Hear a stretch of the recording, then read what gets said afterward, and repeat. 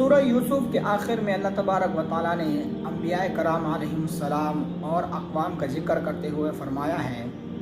کہ قرآن مجید میں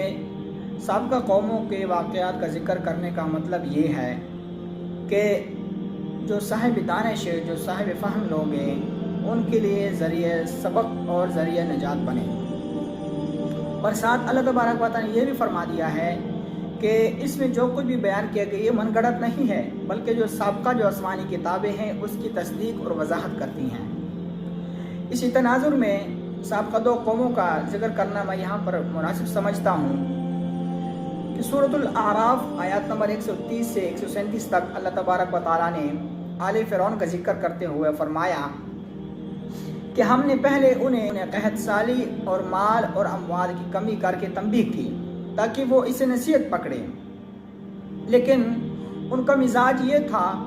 کہ جب ان کی طرف کوئی اچھی بات پہنچتی، اچھی چیز ان کو ملتی تو وہ یہ کہتے تھے کہ یہ تو ہمارا حق ہے، لیکن جب ان پر کوئی مصیبت آتی تھی، جب ان کی طرف کوئی مشکل آتی تھی تو اس کی نسبت حضرت موسیٰ علیہ السلام اور اس کی قوم کی طرف کر دیتی تھی۔ اللہ تبارک و تعالیٰ نے ان کی یہ کیفیت دیکھی ہے تو اللہ تبارک و تعالیٰ نے قرآن مجید میں ان کی اس کیفیت کو یوں بیان کرتے ہوئے فرمایا ہے، اللہ تبارک و تعالیٰ کے پاس ان سب چیزوں کا کنٹرول ہے لیکن ان کو اس بارے میں علم نہیں ہے۔ اس کے بعد پھر یہی قوم حضرت موسیٰ علیہ السلام کے پاس آئی اور کہنے لگی کہ آپ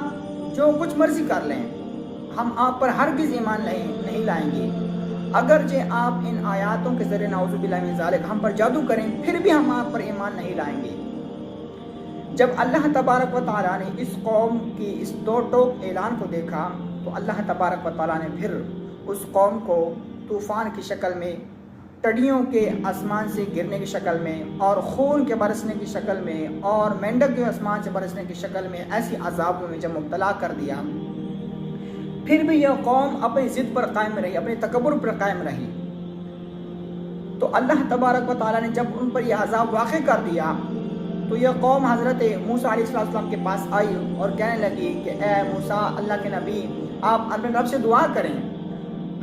تاکہ یہ عذاب ہم سے ٹل جائے، جب ٹل جائے گا تو ہم آپ پر ایمان لے آئیں گے اور آپ کی قوم بنی اسرائیل کو بھی آزاد کر دیں گے۔ تو اللہ تبارک و تعالیٰ نے جب کچھ لمحے کے لیے یا کچھ وقت کے لیے اس عذاب کو ٹال دیا تو پھر وہ اپنے وعدے سے منکر ہو گئے اور وہ سرکش ہو گئے۔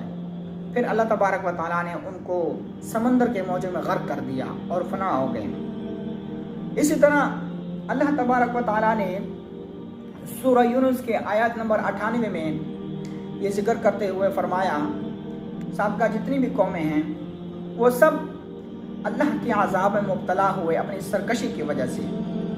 لیکن ان میں ایک قوم تھی جو بچ گئی، وہ تھی حضرت یونس علیہ السلام کی قوم، کہ جب ان کو عذاب کے آثار نظر آنے لگے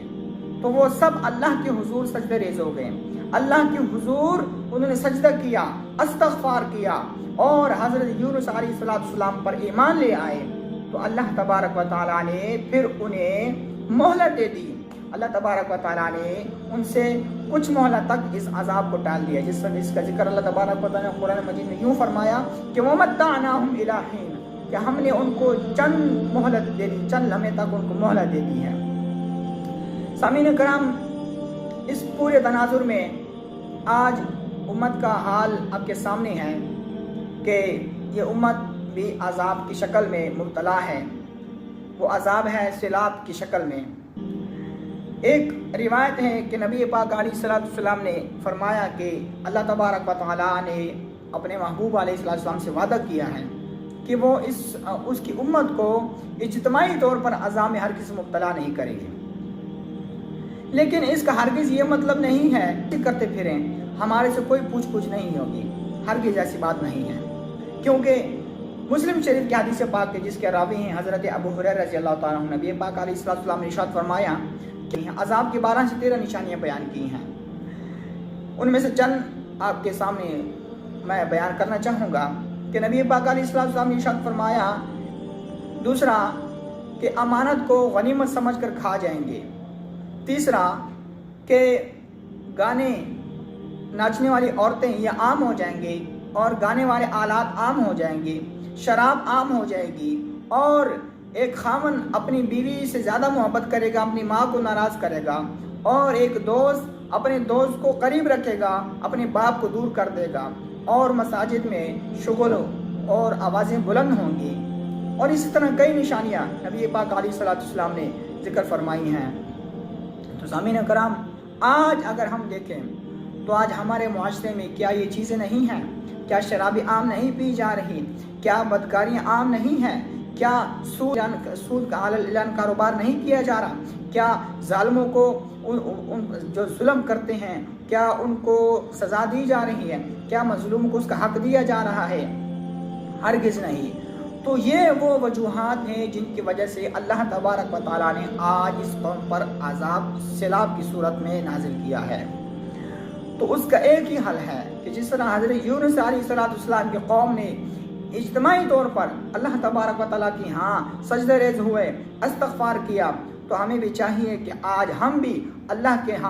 سجدہ ریز ہوں، اللہ کے حضور استغفار کریں، معافی طلب کریں، اور اللہ تبارک و تعالیٰ سے اپنے گناہوں کے معافی طلب کریں۔ تو اس صورت میں اللہ تبارک و تعالیٰ اس عذاب کو ہم سے دور کر دے گا۔